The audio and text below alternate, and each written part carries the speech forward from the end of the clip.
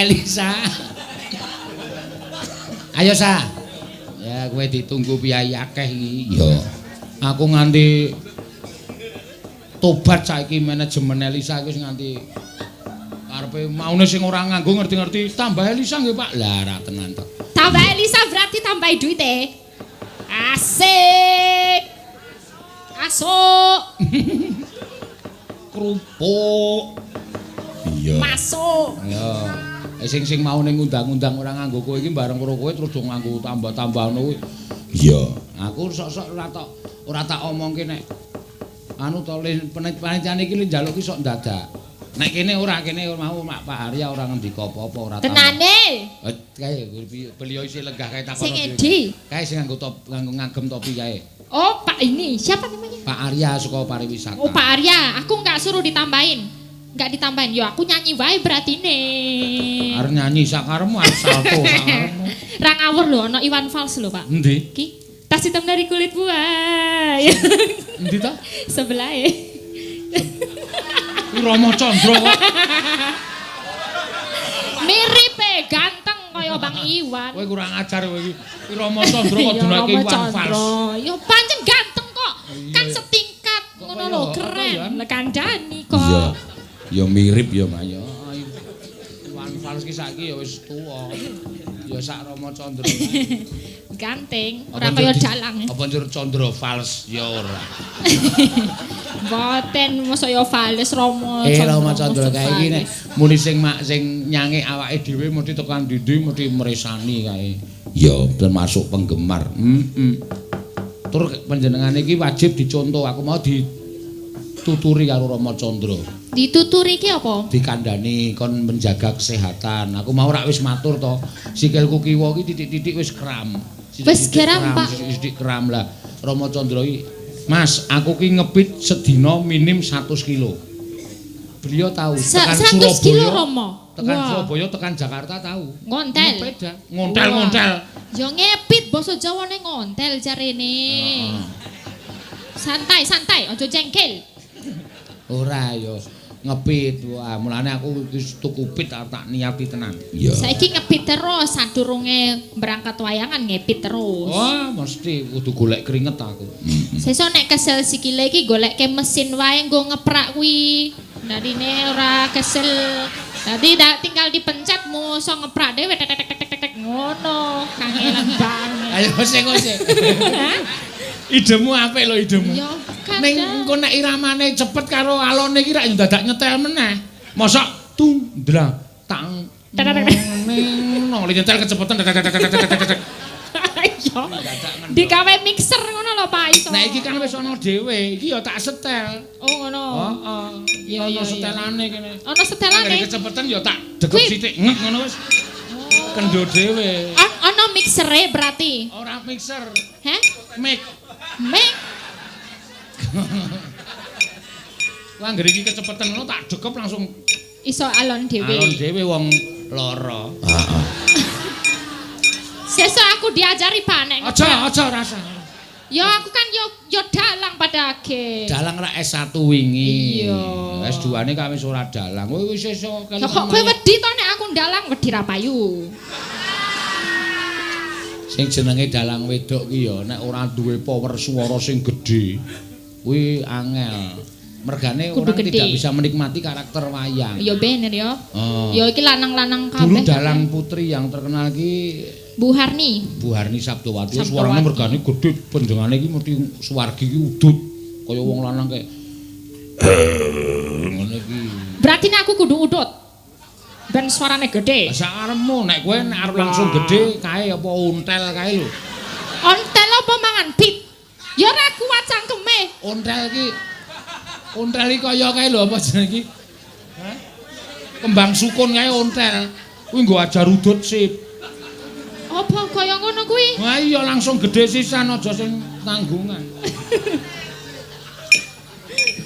Heeh. Ya. Nembang apa sa? Pamunduntane napa niki wau ketoke kathah. Sesideman ana, podang kuning ana. Terus apa jenenge iki werna-werna apa kae? Ya, heh? Podang kuning. Bayar piro? Dar ora kowe. Kapokmu kapan? Udang kuning. 50 karo gawa mulih. Ya mana? Aku selawe moh nggo mulih.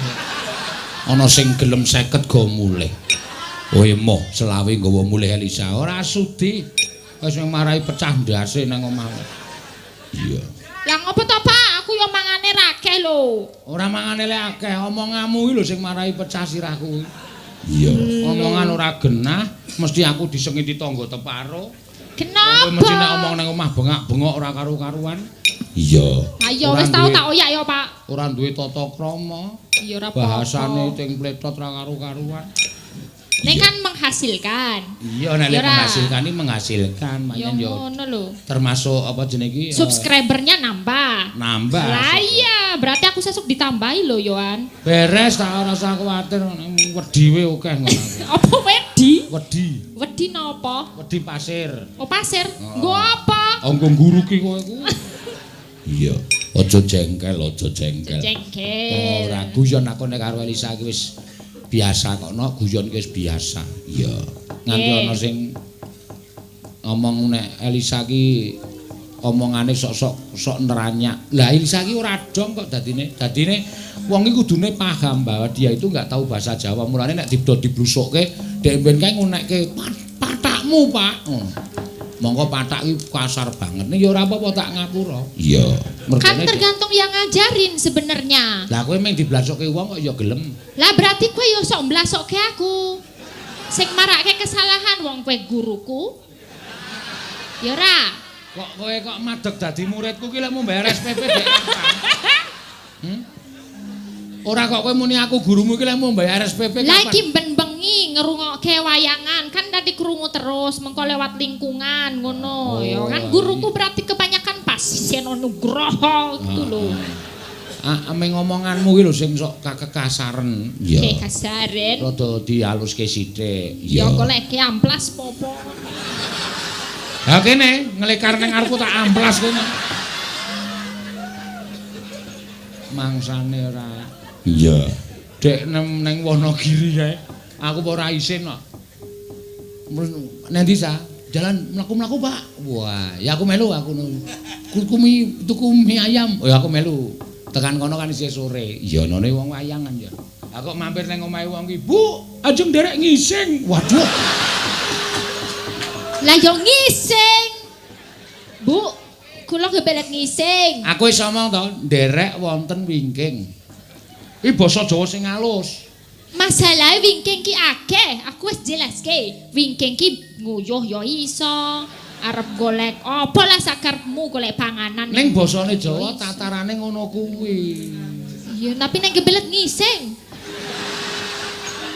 Ben paham ngono. Aku nganti mbok ibuke iki muni ya ning karo mendelik mripate kae. Wah, aku duh, ngapunten nggih Bu niki Piyai Sulawesi. Dalah ibuke, "Oh, yang Mbak Elisa niku to?" "Nggih." "Oh, mboten, monggo lak Gusti monggo." Ora apa-apa to, Malen. Ora apa-apa ning aku sing isin. Eleh. Mau ditaruh mana mukaku? Eleman tenan.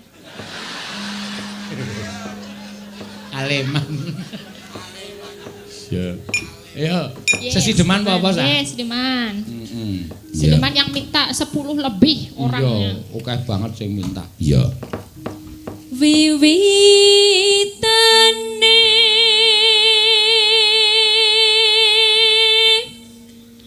anderek sang peki Neno pria bagus.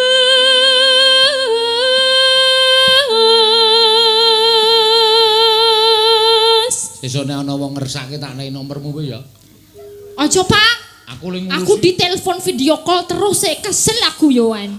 Kabeh do video call iki nomere sapa meneh ana wong ya ngono kae macem-macem e. Nek ana sing ngersake nang bawa Mbak Elisa. Telepon sendiri saja.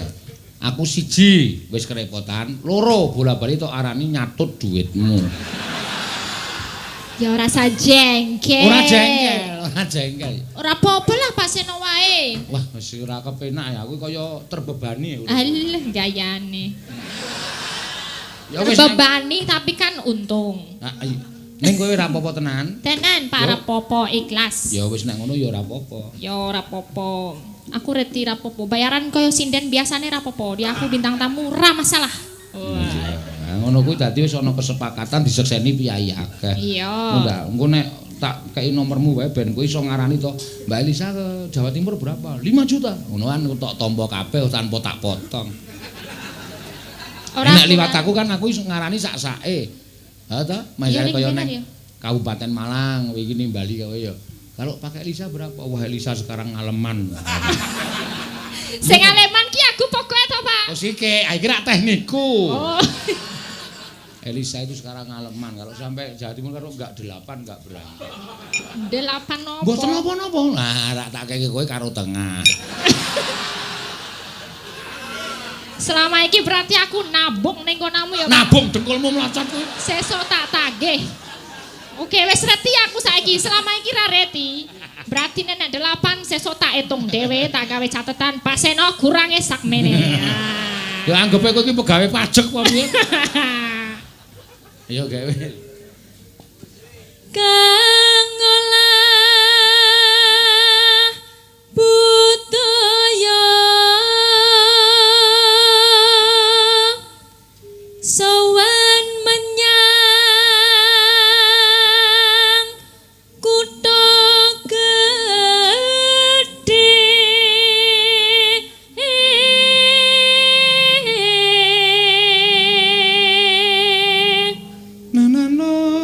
Neno Bendera terus kayungyon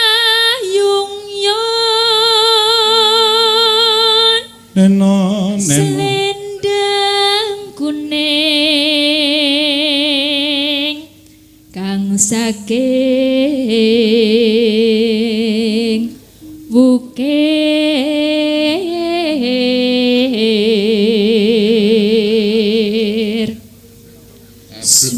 eblek dicoblosi jungkat.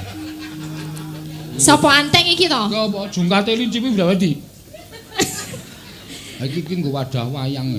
Ora apa-apa Pak, mengko nek pas buka gunungan to Pak di vet engko kenoke iki lho, kenoke sanggule anteng engko ben kontal kan dur. Cung kuwi arep balas dendam. Aja mesake. Aja cah apik-apik iki. Seneng aku nek ana iki. Oh iya. Cah pekok.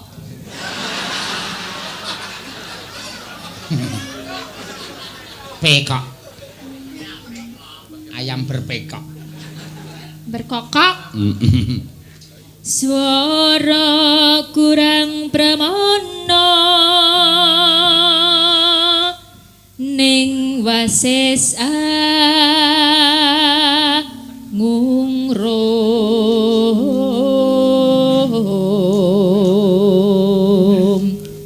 angungrum marang bendara Tiah Sulistya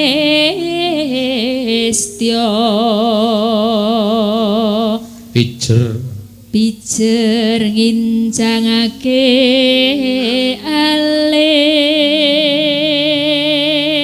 2 channel malam ini 18.000 penonton seluruh dunia. Wow, keren. Iya. Cuman wayang kulit itu cuman Pak Seno loh. Kadang-kadang ngalahin musik-musik itu juga loh Pak. Ya, live streamingnya ini. Kadang kalau kita mendapat trending topik di Trending YouTube topik. itu nomor 1 penonton terbanyak. Dan 18.000 ya Mak. Iya, saka London, Chili, Taiwan, Jepang, Eropa. Eropa juga banyak yang nonton. Eropa iki ngarani negarane Itali ada. Itali iki mau malah ana sing kiri niki nonton bareng Italia. Wo, niki sedulur kula Siwa Roberto Baggio. Siwa Roberto Baggio. Wow. Oh, Pak De Donadoni. Lek Maldini do nonton wayang. Oh, Lek Maldini pemain AC Milan. Oh, ayo do jeleh bal-balan kok no. Nonton wayang kabeh. Terus tresno sesi demam.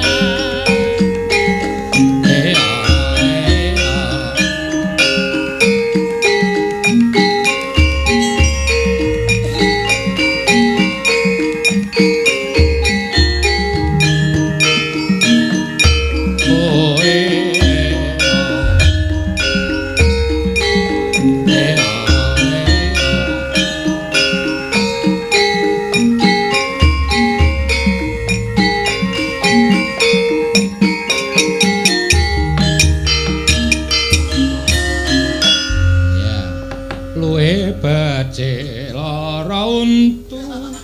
Patenana. Patenana. Mari lara untu ora dipatek. Luwih becik patenana timbang kepisahan.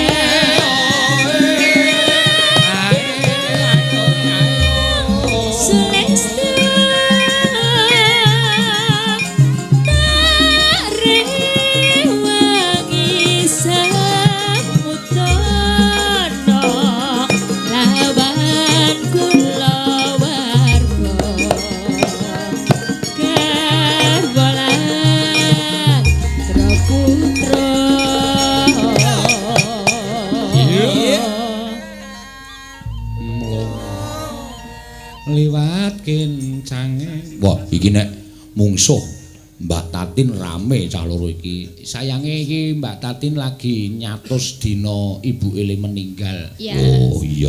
Dadi izin ya, Mak. Izin malah ya ora apa-apa. Sesuk aku gawe grup dhewe karo Mbak Tatin ya, Pak. Apa grupe? Ya gawe grup, engko nek misale Tapi payu. apa suatu saat kamu harus bisa golek incon sing kira-kira kuwi sak rombongan. Dadi esuk nek payu ki kowe karo Tatin wis dadi bintang tamu, wis ora usah ndodok golek liyane, wis beres ya, Pak. Nyambung. Wah iya. Terus regone Pak Seno ora usah sang remburka, ora usah remburka. Sesuk kuwi diurus gampang iki. Aja kowe arep ngonekke aku mbati meneh to mingan. Iya. Iki dadi konotasine penonton ki elek lho. Dikira aku mbati tenan lho, biyen Dek Tatin muni nek latihan tak golek tak gaweke gule ning gule kobis kae ya terkenal tenan. Aku tau ketemu wong ning Malioboro iki, "Weh, Pak Seno gule kobis, Pak." Ndasmu kuwi aku. Makane aja sia-sia. Dikira tenan e. Monggo aku nek nganu gawe daharane Ndara Wiyaga iki. Aku nek gawe daharane Ndara Wiyaga iki mesti ora kurang lho. Iya. Napa misale tebaske blumbang, tak satke blumbang latihan rung karuan dadi gendinge wis. Iya, tebaske blumbang. Bleke pitik ra ketang sing do duwe do grenengan. Belah pitik apa wingi ketoke ya mung Indomie karo kuah we ben ningo.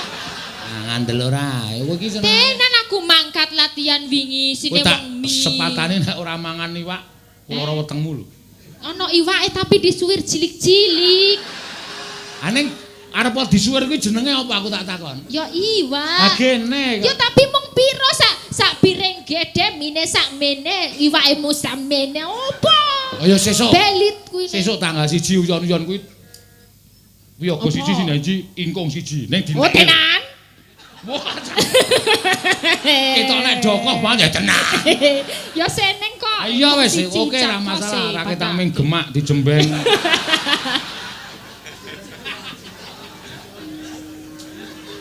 Iya. Ya. Aku wedi nek Lisa muni tenan ngono. Engko nek ora tenan terus diomongke nang pementasan. Iya, kok tak duduhke ning vlog. Pemirsa, ya kemarin katanya Pak Seno mau memberikan ingkung tapi ternyata cuman sesuwir saja. Wah. Ya ora apa-apa. Iya. Aku sok kan neng kon chatting barang dos pundi Pak kabare? Gule kobis wah jan Tatin kene. Dadi kondang tenan ya aku. Padahal ya enak-enak tenan aku nek do latihan ki. Rokok ya ana. Wis ora apa-apa nek tak lakonane ayo iki nasibku kok. Iya. Luwih becik patenon apa kae? Ya. Liwat kijanging alisku kuwasang landang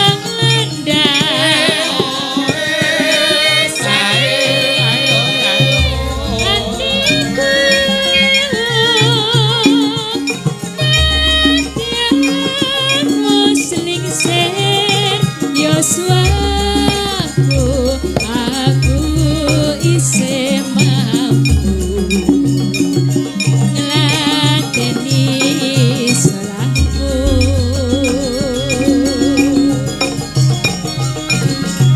kok kowe bocah kuno nadyan bocah kuno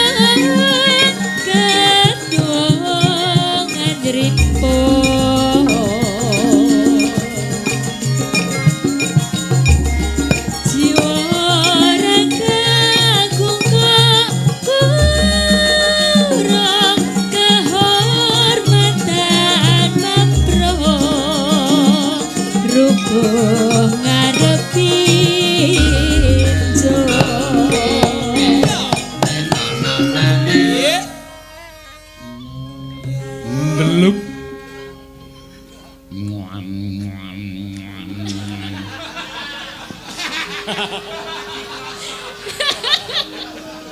Ra apa-apa. Kancane nyambut gawe kok dhewe mangan gedaki mak ndeluk.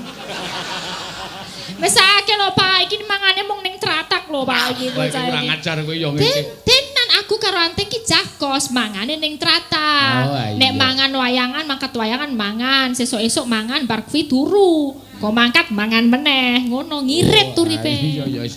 Ya terus ki ora usah didelekke. Yo. Rasa isin kok ya. Gede mak, gede. Ora tak delok kok aku arang madhep rene kok. Yo gak wis. Wis aku ora ndelokke wis. Kowe anggere aku krasa.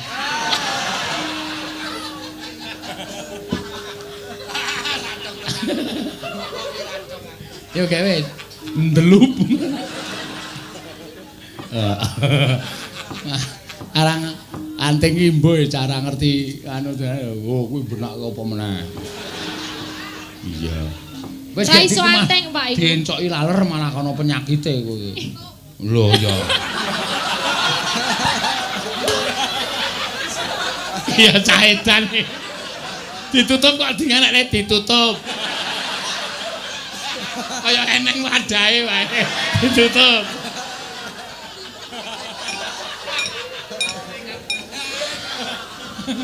Ayo. Urip ana kudu ganti kowe tak tukake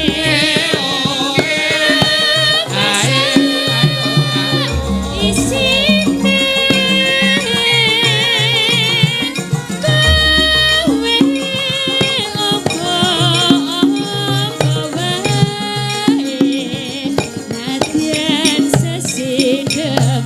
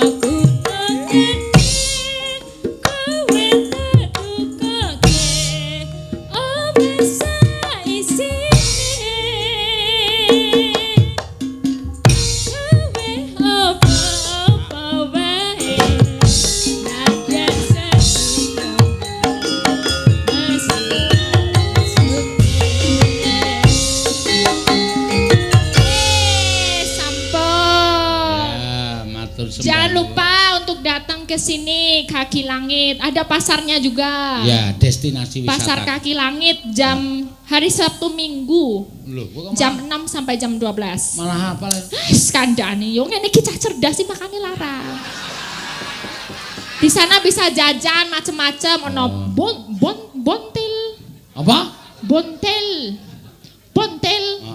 Terus Bontel, ono miletek, ono miletek. ora mi dikletek kuwi iki mine lempah apa piye? Miletek. Ayo mi kok dikletek iki mine loro. Kok kletek? Kudu kletek, letek. Letek. Letek. Letek. Tek. Tek. Letek. Letek.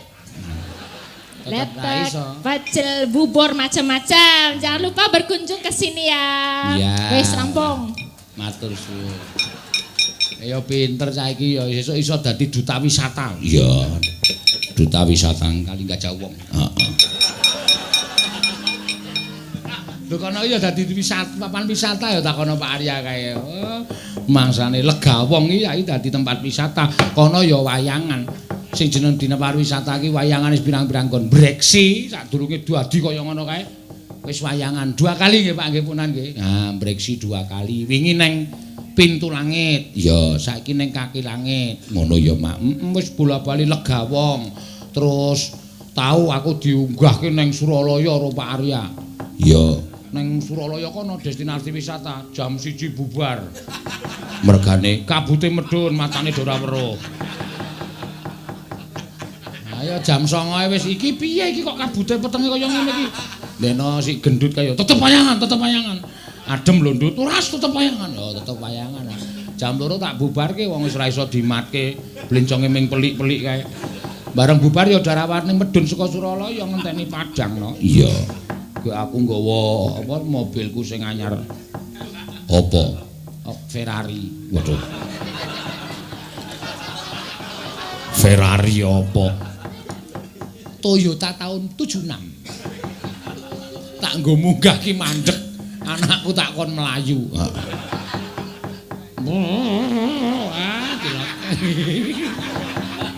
Tuku kok sing kuno. Aku ki seneng nglumpukke barang kuno-kuno kuwi enak padake. Malah sing modern ki sing aneh-aneh. Sing kuno-kuno iki malah nglawehi. Iya. Penak yo, Heeh.